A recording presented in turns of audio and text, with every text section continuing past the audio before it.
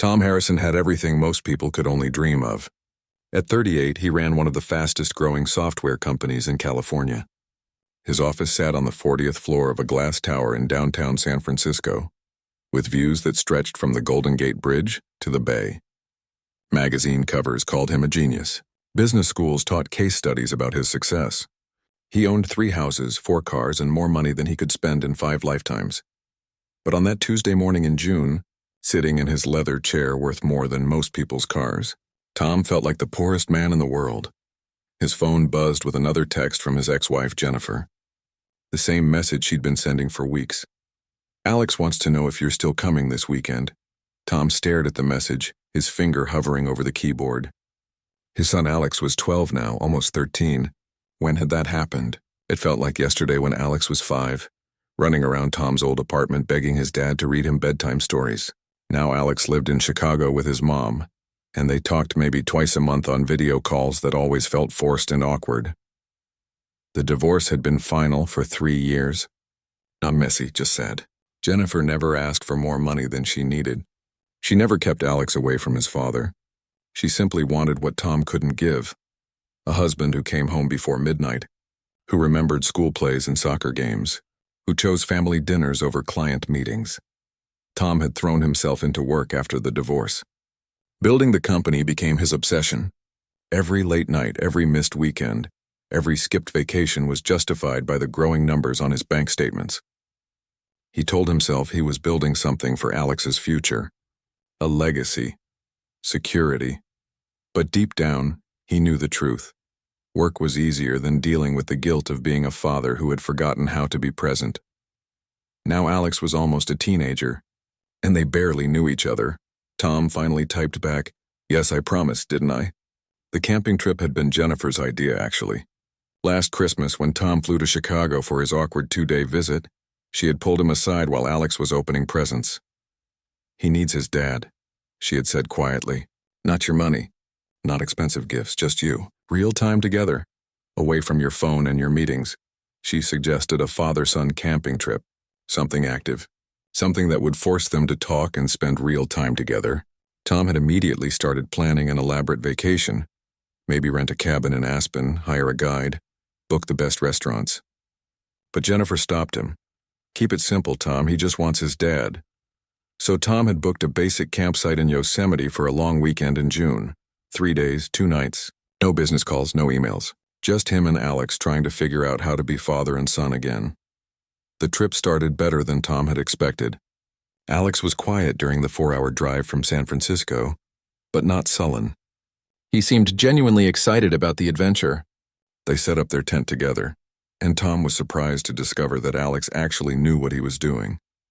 Apparently, Jennifer had taken him camping several times with her boyfriend, Mike. That first evening around the campfire, they had their longest conversation in years. Alex talked about school, his friends, a girl he maybe liked but wasn't sure. Tom found himself actually listening instead of planning his next response or checking his phone. For the first time in months, he felt like a real father instead of just someone who sent monthly support checks. The next morning, Tom had suggested they rent mountain bikes and explore some of the easier trails. Alex's eyes had lit up at the idea. "Dad, I've gotten really good at biking.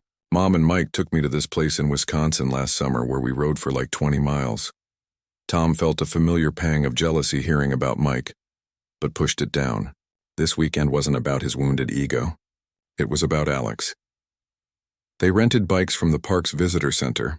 Nothing too fancy, just sturdy mountain bikes suitable for the moderate trails. The teenage worker who helped them suggested starting with Eagle Creek Trail, a scenic route that wound through pine forests with beautiful views but no serious technical challenges. For the first hour, everything was perfect. The morning air was crisp and clean. Sunlight filtered through the tall trees in golden beams. Alex rode ahead, calling back to point out interesting rocks or birds or views through the trees. Tom found himself relaxing in a way he hadn't in years. No phone buzzing. No urgent emails. No meetings to think about. Just him, his son, and the peaceful quiet of the mountains. "Dad, check this out," Alex called from about 50 yards ahead. He had stopped his bike at a viewpoint where the trail curved around a rocky outcrop. Below them, a small valley spread out, covered in green meadows and crossed by a winding creek. It's beautiful, Tom called back, pedaling harder to catch up. That's when he noticed the other trail branching off to the right. It looked steeper, more challenging.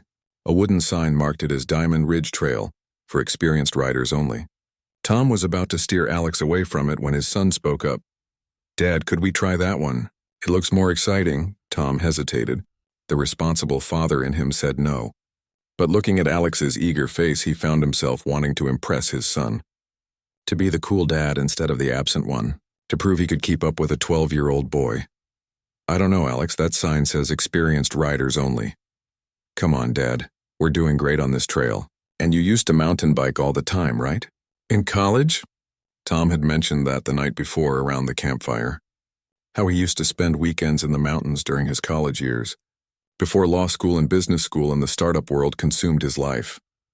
That was a long time ago, Tom said, but he was already looking at the steeper trail with interest. "Please? We're having such a great time. This flat trail is kind of boring now." Against his better judgment, Tom found himself nodding.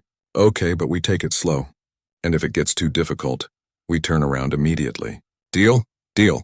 The Diamond Ridge Trail started gradually enough. A bit steeper than the main trail, but nothing too challenging. Tom felt confident as they climbed higher into the mountains. Alex was a strong rider, comfortable on his bike and clearly enjoying the more demanding terrain. They had been on the steeper trail for maybe 20 minutes when it happened. The trail took a sharp turn around a large boulder. Tom was following about 10 feet behind Alex when his son suddenly picked up speed on a downhill section. Tom called out for him to slow down, but Alex either didn't hear or was too caught up in the excitement of the ride. The curve came up faster than Alex expected. Tom watched in slow-motion horror as his son's bike hit loose gravel on the outside of the turn. The rear wheel slid sideways. Alex tried to correct, but he was going too fast. The bike went down, and Alex tumbled hard into the rocky slope beside the trail. Tom's own bike skidded to a stop as he threw it aside and ran to where Alex lay motionless among the rocks and pine needles. "Alex. Alex, can you hear me?" His son wasn't moving. Tom's hand shook as he knelt beside his son. Alex lay crumpled against a large rock, his bike twisted in the bushes nearby. His helmet had cracked down the middle, but it had stayed on. At least there was that. "Alex, buddy, talk to me," Tom whispered, afraid to move him but desperate to see his eyes open. Alex's breathing was shallow but steady. Tom could see his chest rising and falling under his torn t-shirt. But he wasn't responding to his voice, wasn't moving at all. A thin line of blood trickled from his ear onto the pine needles. Tom fumbled for his phone with trembling fingers. No signal. Of course there was no signal. They were miles from the main road, deep in the mountains where he had wanted to bond with his son. "Stay with me, Alex. Dad's here. Dad's not going anywhere." Tom had handled crisis situations before. Board meetings where millions of dollars hung in the balance. Product launches that could make or break his company. Hostile takeover attempts. He was known for staying calm under pressure, for thinking clearly when everyone else panicked. But this was different. This was his son lying motionless on a mountain trail, and all his business skills meant nothing. He tried his phone again, moving to higher ground, waving it in the air. Still nothing. The nearest ranger station was probably miles away. It would take him at least an hour to bike back to the main trail, maybe another hour to reach help. An hour. In an hour, Alex could... Tom pushed the thought away. He couldn't leave his son alone. What if Alex woke up scared and confused? What if his condition got worse? But staying here wasn't helping either. Tom made the hardest decision of his life. He took off his jacket and gently covered Alex, whispering promises he prayed he could keep. "I'm going to get help. I'll be back as fast as I can. You just rest, okay? Don't try to move. Dad will be right back." The ride back to the main trail was a blur of panic and desperate pedaling. Tom pushed his bike harder than he ever had, ignoring the burning in his lungs and the sharp pain in his side. When he finally got cell signal, his hands shook so badly he could barely dial 911. "My son fell off his bike. He's unconscious. We're on Diamond Ridge Trail in Yosemite. Please, you have to send help right now." The dispatcher's voice was calm and professional. She asked questions Tom struggled to answer. How long had Alex been unconscious? Was he breathing normally? Any visible injuries? "There's blood from his ear," Tom said, and somehow. You saying it out loud made everything more real and more terrifying. "Sir, we're dispatching a rescue helicopter." Can you get back to your son and stay with him until help arrives? Tom was already back on his bike before she finished the sentence. The helicopter took 43 minutes to arrive. Tom counted every second, watching his son's face for any sign of movement, any flicker of consciousness. He talked to Alex constantly, telling him stories about when Alex was little, promising him all the things they would do together when he got better. Remember when you were 6 and you wanted to build a treehouse? We never did that, did we? Well, when you wake up, we're going to build the biggest treehouse you've ever seen, with a rope ladder and everything. The rescue team was professional and efficient. They stabilized Alex's neck, got him onto a stretcher, and loaded him into the helicopter in what felt like minutes. Tom climbed in beside the stretcher, holding his son's hand as they lifted off. The flight to the trauma center in San Francisco took an hour, the longest hour of Tom's life. The paramedic kept checking Alex's vital signs, making notes, talking into his radio in medical terms Tom didn't understand. All Tom could do was hold his son's hand and pray. At the hospital, everything became a whirlwind of activity. Doctors and nurses surrounded Alex's stretcher as they rushed him through automatic doors. Someone tried to stop Tom from following, but he pushed past them. "That's my son. I'm not leaving him." A doctor in scrubs finally stopped him outside a set of double doors marked Trauma Bay, authorized personnel only. "Mr. Harrison, I'm Dr. Patricia Williams. We're going to take excellent care of your son, but I need you to wait here while we run some tests. We'll know more in a little while." "How bad is it?" Tom asked. "The blood from his ear, what does that mean?" Dr. Williams had kind eyes behind her glasses, but Tom could see the concern there too. "We're going to do a CT scan and some other tests. Head injuries can be tricky. We won't know the full extent until we get the results." Tom called Jennifer from the waiting room. The conversation was the hardest thing he'd ever had to do. "There's been an accident," he said, and heard her sharp intake of breath on the other end. "Is he okay?" "Tom, tell me Alex is okay." He fell off his bike. "He's unconscious." "They're running tests now." Jennifer's voice broke. "I'm getting on the next flight. Don't let them do anything major until I get there." "Jennifer, I'm so sorry. This is all my fault. I should never have let him go on that trail. We'll talk about that later. Right now, just stay with our son." Tom's assistant Lisa arrived within 2 hours, having driven down from San Francisco with a bag of clothes and toiletries. She had also contacted the company's board, rearranged his meetings for the rest of the week, and handled a dozen other details Tom couldn't even think about. "The whole team is thinking about you and Alex," she said quietly. "Don't worry about anything at the office. Just focus on your family." For the first time since starting his company, Tom didn't ask about quarterly reports or client meetings or product deadlines. None of it seemed to matter. Dr. Williams found him in the waiting room at 7 o'clock that evening. Tom had been sitting in the same plastic chair for 5 hours, drinking terrible coffee and watching the clock on the wall move impossibly slowly. "We've completed the initial tests," she said, sitting down beside him instead of standing over him like most doctors did. That simple gesture told Tom everything he needed to know about how serious this was. "Alex has suffered a severe traumatic brain injury. There's swelling in his brain, and we're going to need to monitor him very closely. We've moved him to the pediatric intensive care unit. But he'll be okay, right? I mean, kids recover from these things all the time." Dr. Williams was quiet for a long moment. "Brain injuries are unpredictable, Mr. Harrison. Alex is young and strong, which works in his favor. But I want to be honest with you. The next few days will be critical. We need to see how his brain responds to the treatment." Tom felt like the floor was disappearing beneath him. "What does that mean exactly? What are we talking about here?" "Right now, Alex is in a coma. His brain needs time to heal. Sometimes patients wake up in a few days. Sometimes it takes weeks or months. And sometimes—" She didn't finish the sentence. She didn't need to. Tom had built a technology empire by solving problems, by finding solutions where others saw obstacles. But as he sat in that hospital waiting room, surrounded by the beeping of machines and the quiet sobs of other families facing their own crises, he realized that some problems couldn't be solved with money or determination or business strategies. Some problems could only be endured. Jennifer's flight would land in 3 hours. Then they would begin the hardest wait of their lives. Jennifer arrived on the red-eye flight with swollen eyes and a small suitcase. Tom met her at the hospital entrance at 6 in the morning, and for a moment they just stood there looking at each other. 3 years of divorce, lawyers, and awkward custody arrangements melted away. They were just two parents whose child was fighting for his life. "How is he?" she whispered. Tom's voice cracked. "He hasn't woken up yet. The doctors say we just have to wait."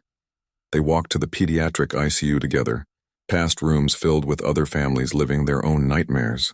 Alex lay in room 314 surrounded by machines that beeped and hummed constantly. His head was wrapped in white bandages and tubes ran from his arms to bags of clear liquid hanging on metal poles. Jennifer broke down when she saw him. Tom held her as she cried, and for the first time since the accident, he let himself cry too. "He looks so small," Jennifer whispered. "When did he get so thin?" The next few days blurred together in a routine of waiting, hoping, and watching for any sign that Alex might wake up.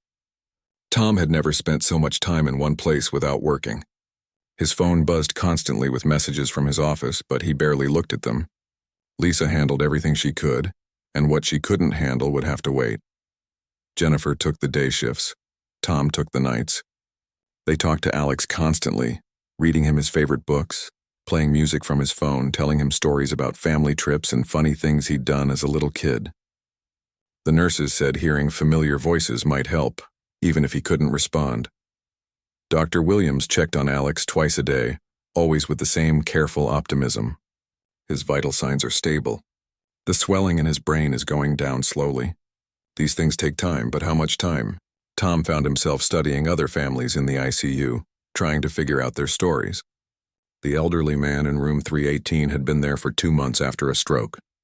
The little girl across the hall had been in a car accident 6 weeks ago and still hadn't opened her eyes. Tom's company had been his entire identity for 15 years. He'd built it from nothing, turning a simple software idea into a business worth hundreds of millions of dollars. He was used to setting goals, making plans, and achieving results through sheer determination and hard work. But sitting beside Alex's hospital bed, he felt completely powerless. All his money, all his connections, all his business skills meant nothing here. He couldn't negotiate with Alex's injured brain. He couldn't solve unconsciousness with a better strategy or more funding. He tried anyway. Tom flew in specialists from Boston and Europe. He researched experimental treatments and clinical trials. He offered to donate millions to the hospital if they would try anything that might help Alex wake up faster. Dr. Williams was patient but firm. "Mr. Harrison, we're already doing everything possible. Alex needs time to heal. I know that's not what you want to hear, but it's the truth." After 2 weeks, the strain was showing on everyone. Jennifer had to fly back to Chicago to handle some work issues, promising to return in a few days. Tom's board of directors was pressuring him to come back to the office, even if just for a few hours each day. "The Peterson deal is falling apart without you," his business partner Jack said during a video call from Alex's room. "We could lose $20 million if you don't get back here soon." Tom looked at his unconscious son, then back at the screen. "Then we lose $20 million. Tom, be reasonable.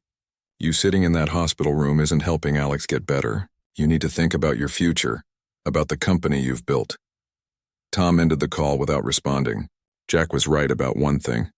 Sitting in the hospital room didn't seem to be helping Alex get better. Nothing they tried made any difference. Alex just lay there, breathing with the help of machines, living in some place Tom couldn't reach. That's when Carmen Rodriguez walked into their lives.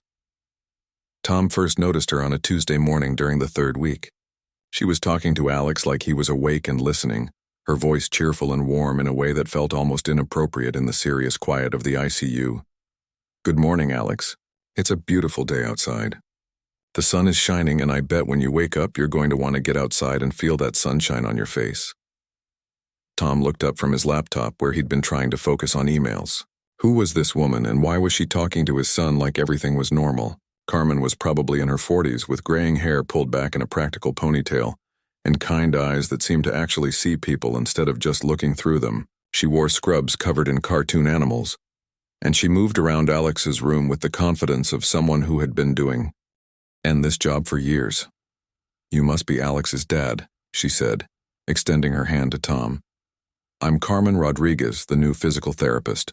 I'll be working with Alex starting today." "Physical therapy?" Tom asked. "But he's unconscious." "How can you do physical therapy with someone who's unconscious?" Carmen smiled. "You'd be surprised how much we can do. Keeping his muscles active, moving his joints, stimulating his senses, all of that can help with recovery. The brain and body are connected in ways we don't fully understand. Tom watched as Carmen began working with Alex, moving his arms and legs through gentle exercises, massaging his hands and feet, talking to him the entire time about what she was doing and why.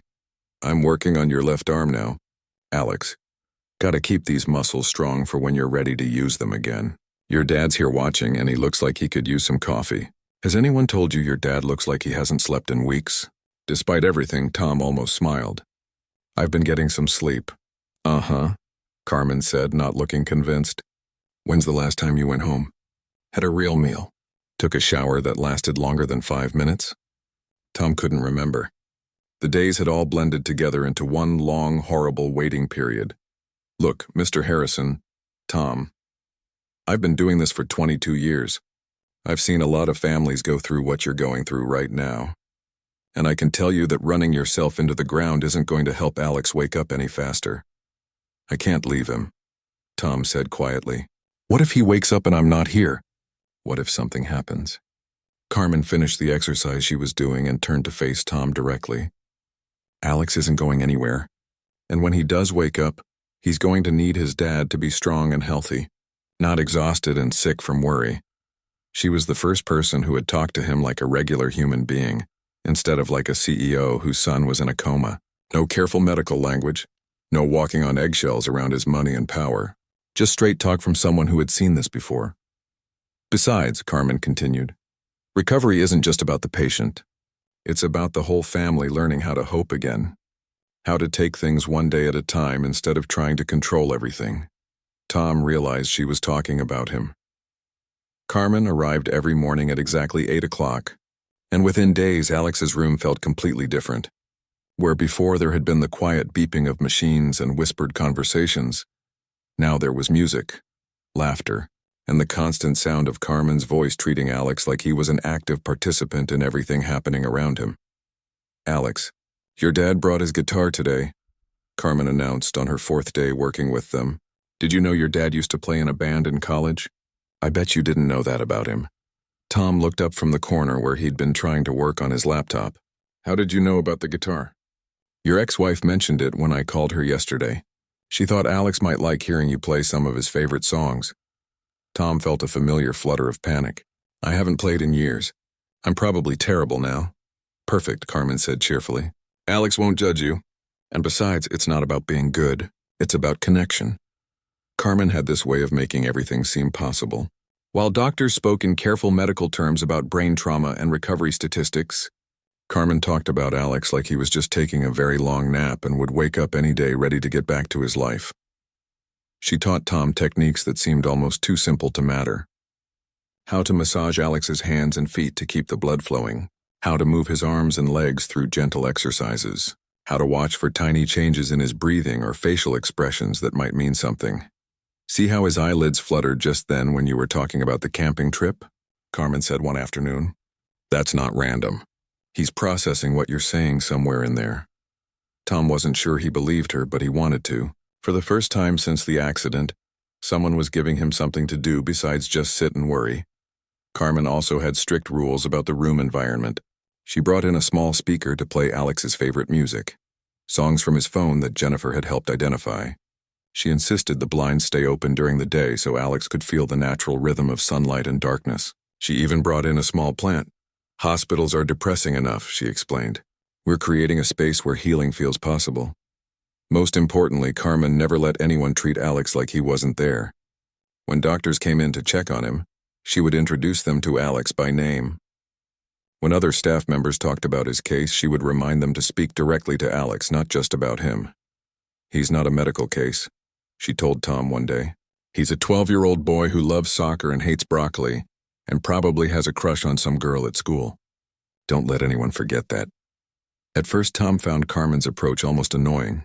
Her optimism felt forced, and her constant chatter seemed inappropriate in the serious atmosphere of the ICU. He was used to dealing with problems through careful analysis and strategic planning, not music therapy and positive thinking. But gradually something shifted. Maybe it was watching Carmen work with Alex day after day with such genuine care and attention. Maybe it was seeing how other families in the ICU responded to her presence, how parents seemed a little less stressed, how siblings smiled for the first time in weeks when Carmen joked with them, or maybe it was the way Alex himself seemed different on the days when Carmen was there. His breathing seemed more relaxed. His face, which had looked tense and uncomfortable for weeks, appeared more peaceful. Tom started participating instead of just watching. He brought the guitar from home and played simple songs, his rusty fingers slowly remembering chords he hadn't used in 15 years. He read Harry Potter out loud, doing different voices for the characters and feeling only slightly ridiculous. "That's terrible." Carmen laughed when Tom attempted his version of Hagrid's voice. Alex is probably thinking, "Please, someone make my dad stop."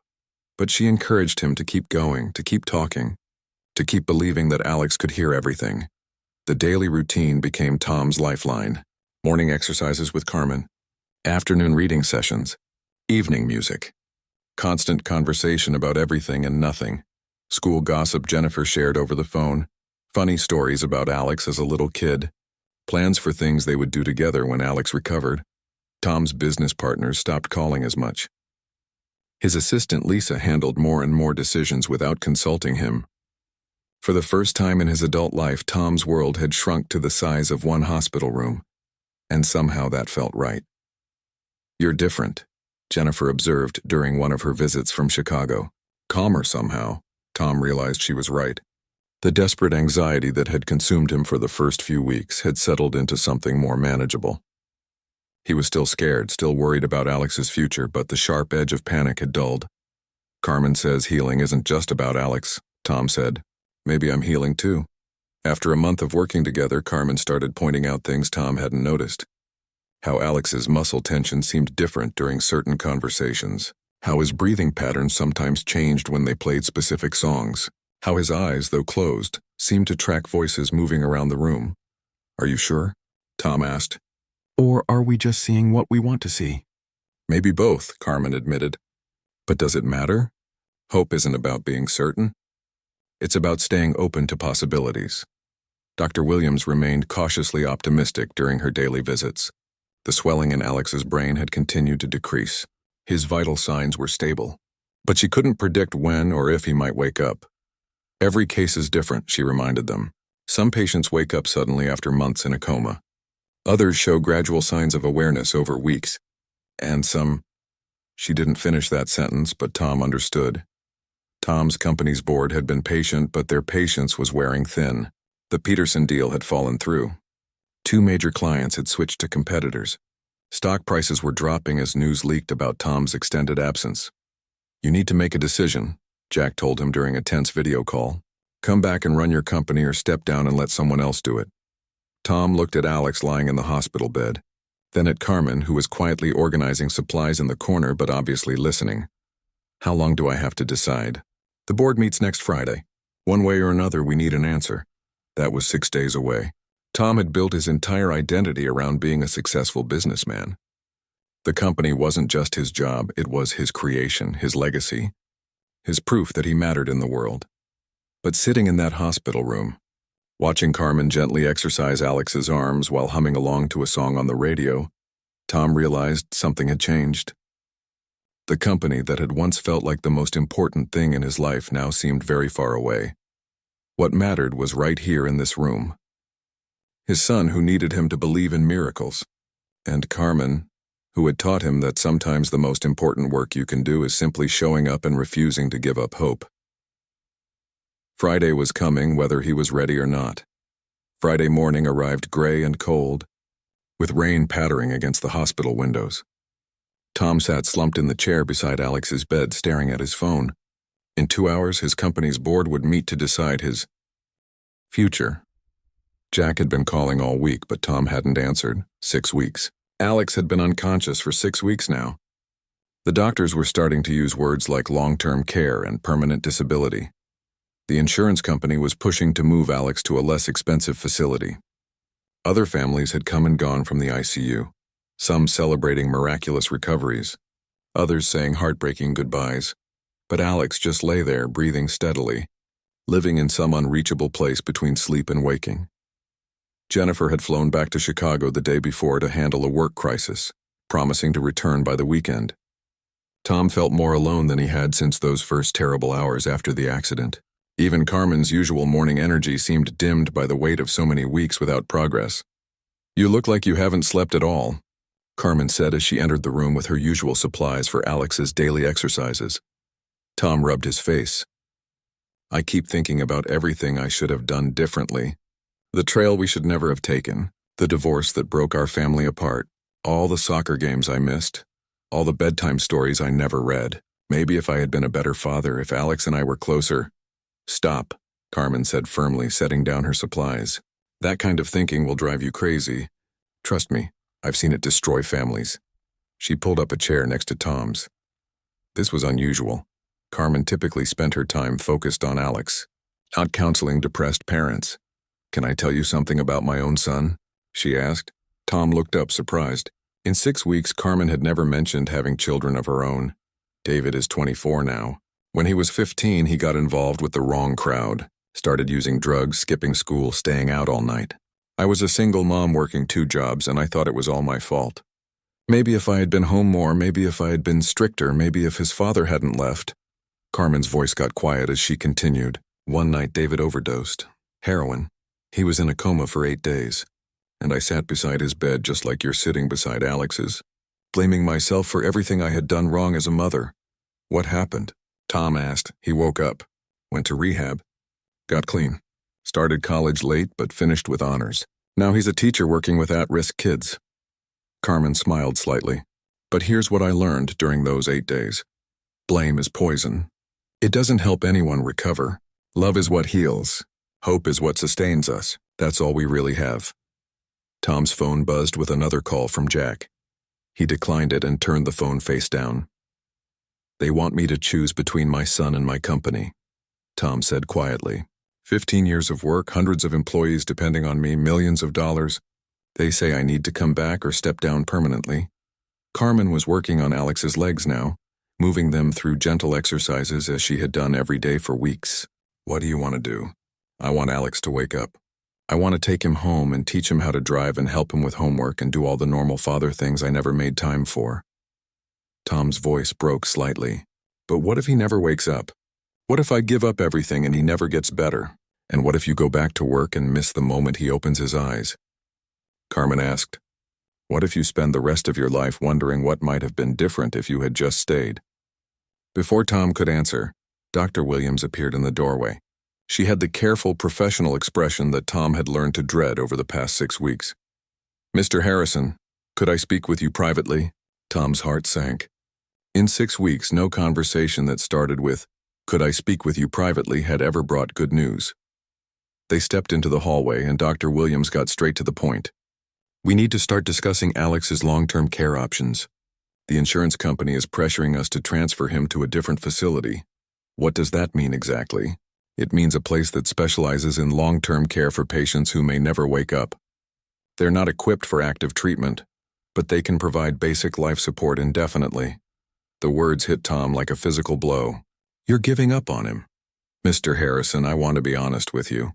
After 6 weeks with no meaningful change in Alex's condition, the likelihood of a full recovery becomes much smaller. I'm not saying it's impossible, but..." Tom walked back into Alex's room feeling like he was drowning. Carmen looked up from Alex's bedside, took one look at his face, and knew immediately what the conversation had been about. "They want to move him," Tom said, slumping into his chair.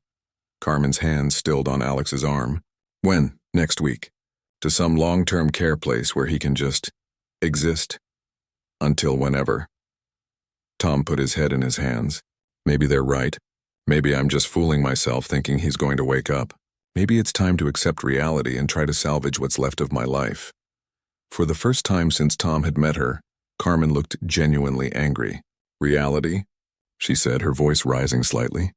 "The reality is that Alex is 12 years old. The reality is that his brain is still developing, still capable of healing in ways we don't fully understand. The reality is that miracles happen in this place every single day." She moved closer to Alex's bedside and took his hand in both of hers. something she had done hundreds of times over the past 6 weeks. "Alex, your dad is scared right now. He's been through so much and he's starting to lose hope. But I want you to know something. I haven't given up on you. I will never give up on you. And I need you to fight, okay? I need you to show your dad that you're still in there, still fighting to come back to us." Tom watched through his tears as Carmen spoke directly to his unconscious son with a fierce intensity he had never heard from her before. "Don't lose hope," she said, her voice breaking with emotion. "We've come too far together to give up now. Your dad loves you more than life itself, and he needs to know you're still fighting. Can you do that for us, Alex? Can you give us some sign that you're still there?"